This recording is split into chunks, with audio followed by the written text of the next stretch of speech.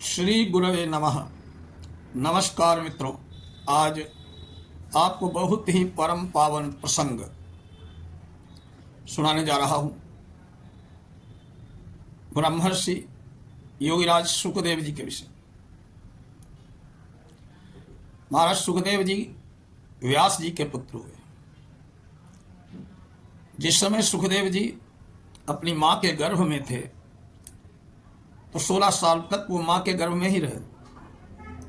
जब व्यास जी ने कहा, प्रार्थना की कि बेटे जन्म ले लो, तो वो कहने लगे कि मैं अगर बाहर आ जाऊंगा तो मुझे माया सताएगी।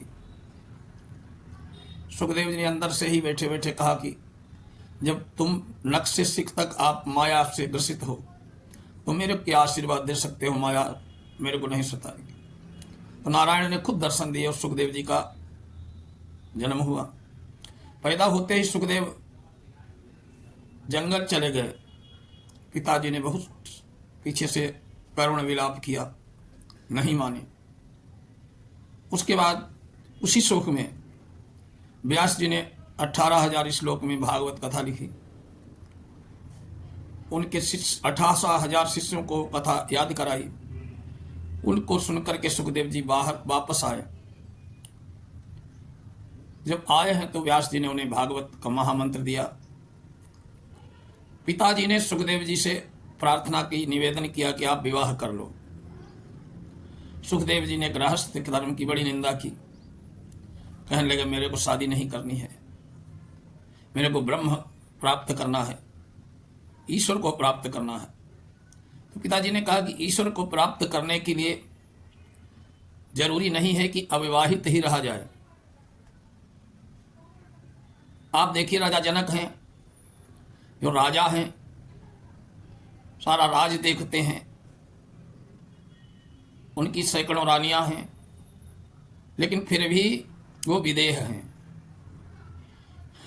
तो जनक के पास जाके आप देखिए, ज्ञान प्राप्त करिए, क्योंकि आज के समय में राजा जनक जैसा ज्ञानी इस संसार में कोई नहीं है।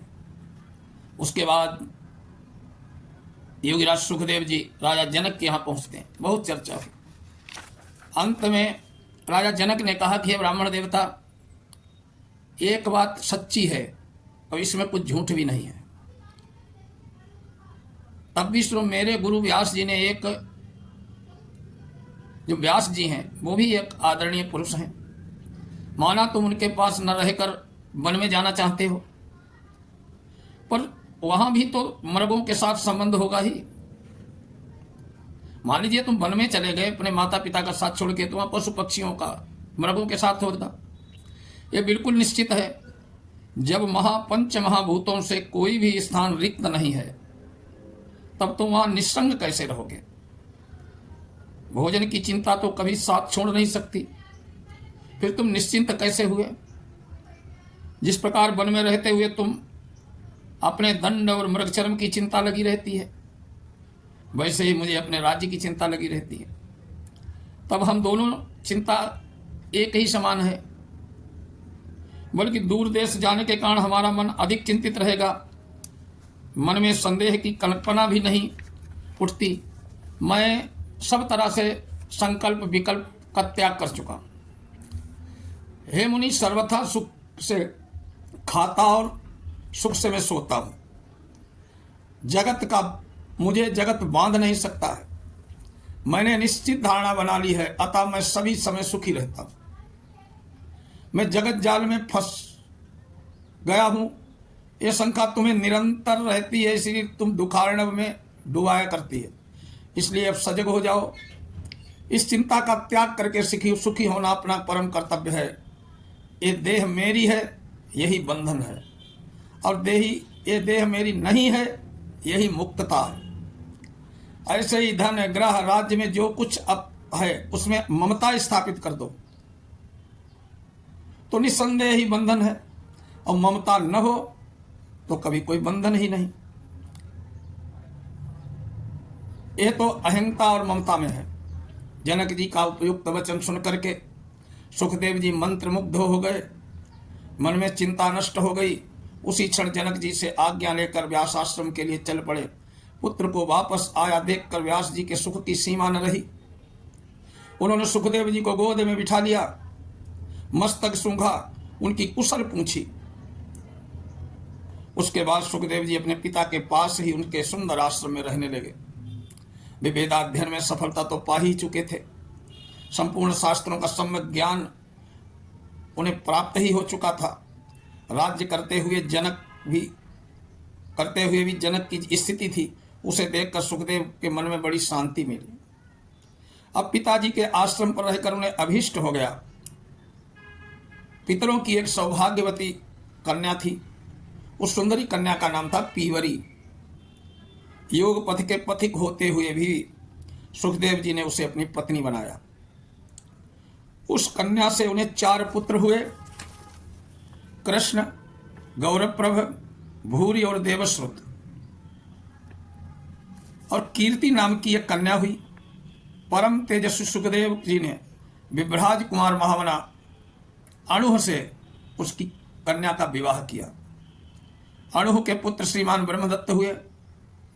सुखदेव जी के दौहित्र ब्रह्मदत्त बड़े प्रतापी राजा हुए, साथ ही ब्रह्मज्ञानी भी थे।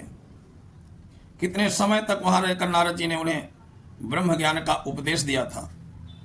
जानकी ज्ञान की पराकाष्ठा पर पहुंचकर ब्रह्मदत्त ने सर्वोत्कृष्ट योग मार्ग का अनुसरण किया। फिर पुत्र को राज्य सौंप करके वे बद्रिका आश्रम में चले गए। माया बीज के उपदेश से उनका ज्ञान अत्यंत निर्मल हो गया। नारद जी की कृपा से वो बहुत शीघ्र मुक्ति प्रद ज्ञान के अधिकारी हो गए। सुखदेव जी ने अपने पिता व्यास जी का आश्रम छोड़कर कैलाश के सुरम्य शिखर पर चले गए। वहां उन्होंने अविचल समाधि लगा ली। परम सिद्धि मिल जाने पर उनका आसन शिखर से ऊपर उठ गया। आकाश में वे इस प्रकार चमकने लगे मानो महान तेजस्वी सूर्य चमक रहे हों।